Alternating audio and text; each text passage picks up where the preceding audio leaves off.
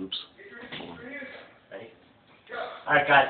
Just to explain what's being discussed on the forum right now, whether or not vertical punches is a decent way to explain and to teach somebody how to throw a left-right straight punch.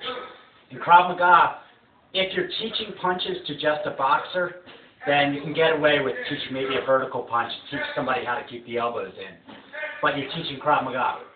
So everything that you're teaching at the beginning levels has to build to a level, has to connect to what we're doing in later levels of Krav Maga. When you're bringing this punch in and you're rotating at the end, instead of going straight, this hand movement, your thumb starts up and it goes down into a punch. That movement is the same as educational defense, defense against a choke. The thumb starts up, it rotates down.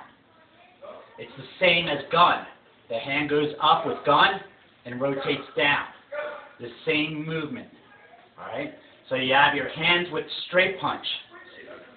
Thumb starts up, it rotates down into your punch.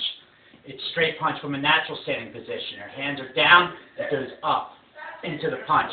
The power is generated by the torque of the hip and the hand coming out.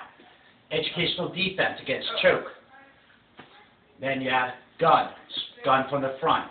The thumb starts up and it goes down.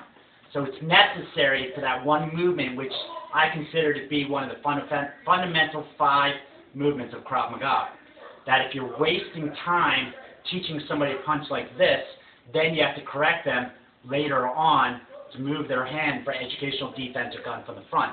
So one simple movement of turning this movement, or starting from your fighting stance and rotating the hand, the thumb starting up and going down into a punch, is necessary so that the fundamental movement is done at the beginning level, so that when you do gun defense, the same movement applies. Educational defense, the same movement applies. Straight punch from a natural standing position, the same movement applies. It's the consistency that makes it Krav Maga. That is why it's important to not teach a vertical punch and to teach the rotational movement of a straight punch at the beginning level to beginner students so that the movement stays consistent. Okay, thanks.